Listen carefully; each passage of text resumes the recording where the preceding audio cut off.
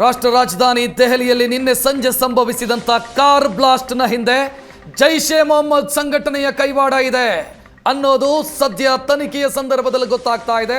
ಆ ಅನುಮಾನ ದಟ್ಟವಾಗ್ತಾ ಇದೆ. ದೆಹಲಿಯಲ್ಲಿ ಸ್ಫೋಟವಾದ ಕಾರ್ನಲ್ಲಿ ಜೈಷ್ ಉಗ್ರ ಡಾಕ್ಟರ್ ಉಮರ್ ರಿದ್ದಾ ಅನ್ನೋದು ಖಚಿತ ಆಗಿದೆ. ಫರೀದಾಬಾದ್ನಲ್ಲಿ ಬಂಧಿತರಾಗಿದ್ದ ವೈದ್ಯರ ಜೊತೆಗೆ ಈತನಿಗೆ ನಂಟಿತ್ತು ಅನ್ನೋದು ಕೂಡ ಖಚಿತವಾಗ್ತಾ ಇದೆ. ಡಾಕ್ಟರ್ ಉಮರ್ ನಬಿ ಈತ ಆ ಕಾರಲ್ಲಿದ್ದ ಮತ್ತು ಈ ಬ್ಲಾಸ್ಟ್ ಅಲ್ಲಿ ಆತ ಸತ್ತು ಹೋಗಿದ್ದಾನೆ. ಅಲ್ಲಿಗೆ ಇದು ಜೈಷೆ ಮೊಹಮ್ಮದ್ ಸಂಘಟನೆಯ ಕೈವಾಡ ಅನ್ನುವಂಥ ಅನುಮಾನ ದಟ್ಟವಾಗೋದಕ್ಕೆ ಕಾರಣ ಆಗಿದೆ. ನಿನ್ನೆ ಫರೀದಾಬಾದ್ನಲ್ಲಿ ಒಂದು ಟೆರರ್ ನೆಟ್ವರ್ಕ್ ಅನ್ನ ಪೊಲೀಸರು ಅರೆಸ್ಟ್ ಮಾಡಿದ್ರು. ಆ ಟೆರರ್ ನೆಟ್ವರ್ಕ್ನ ಭಾಗವೇ ಇದು ಕೂಡ ಅನ್ನೋದು ಈಗ ತನಿಖೆಯ ಸಂದರ್ಭದಲ್ಲಿ ಗೊತ್ತಾಗಿದೆ. ಫರೀದಾಬಾದ್ನಲ್ಲಿ ಇಬ್ಬರು ವೈದ್ಯರು ಸೇರಿಕೊಂಡು 2900 kg ಸ್ಫೋಟಕಗಳನ್ನು ಶೇಖರಿಸಿಟ್ಕೊಂಡಿದ್ರು. 2900 kg ಅಮೋನಿಯಂ ನೈಟ್ರೇಟ್ ಸೇರಿ ದೊಡ್ಡ ಪ್ರಮಾಣದ ಸ್ಫೋಟಕಗಳನ್ನ ಸ್ಟಾಕ್ ಮಾಡಿ ಇಟ್ಕೊಂಡಿದ್ರು. ಆ ಕೇಸ್ನಲ್ಲಿ ಡಾಕ್ಟರ್ ಮುಜಮಿಲ್ ಮತ್ತು ಡಾಕ್ಟರ್ ಶಾಹೀನ್ ಇಬ್ಬರು ಅರೆಸ್ಟ್ ಆಗಿದ್ರು.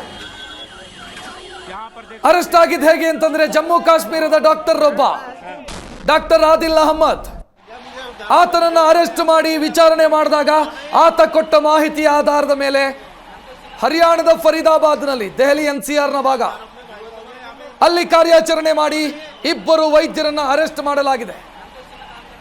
ಸ್ಫೋಟಕಗಳಿತ್ತು, ಆಯುಧಗಳಿತ್ತು, ರೈಫಲ್ ಇತ್ತು, ಅವರನ್ನು ಅರೆಸ್ಟ್ ಮಾಡಲಾಗಿದೆ. ಅದಾದ ನಂತರ ಸಂಜೆ ಹೊತ್ತು ದೆಹಲಿಯಲ್ಲಿ ಬ್ಲಾಸ್ಟ್ ಆಗಿದೆ, ಕಾರ್ ಬ್ಲಾಸ್ಟ್ ಆಗಿದೆ, I-20 ಕಾರ್ ಬ್ಲಾಸ್ಟ್ ಆಗಿದೆ.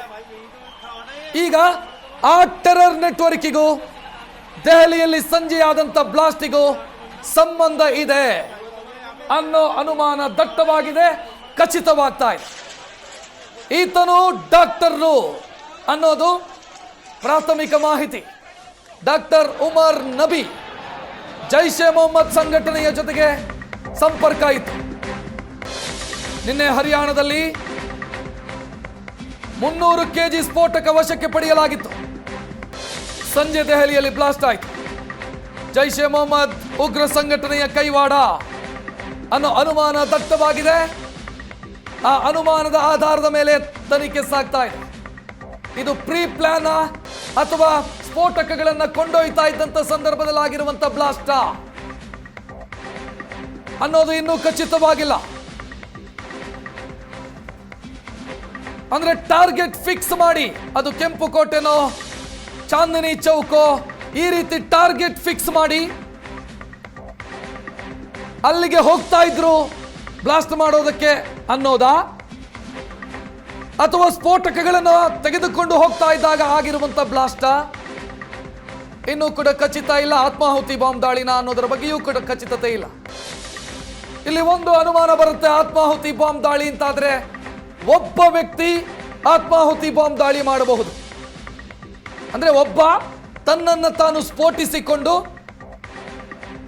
ಅಥವಾ ತಾನು ಇರುವಂತ ಕಾರ್ನಲ್ಲಿ ಸ್ಫೋಟಕಗಳನ್ನು ಹೊತ್ತುಕೊಂಡು ಟಾರ್ಗೆಟ್ಗೆ ಹಿಟ್ ಮಾಡಿ ಬ್ಲಾಸ್ಟ್ ಆಗೋದು.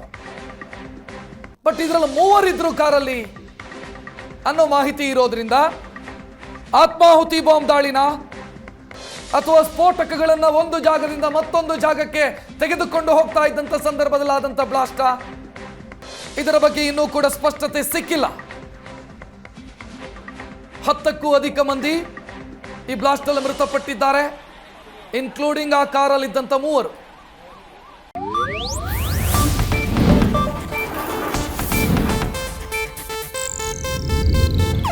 ಇದು ಏಷ್ಯಾನೆಟ್ ನ್ಯೂಸ್ ನೆಟ್ವರ್ಕ್ ಪ್ರಸ್ತುತಿ.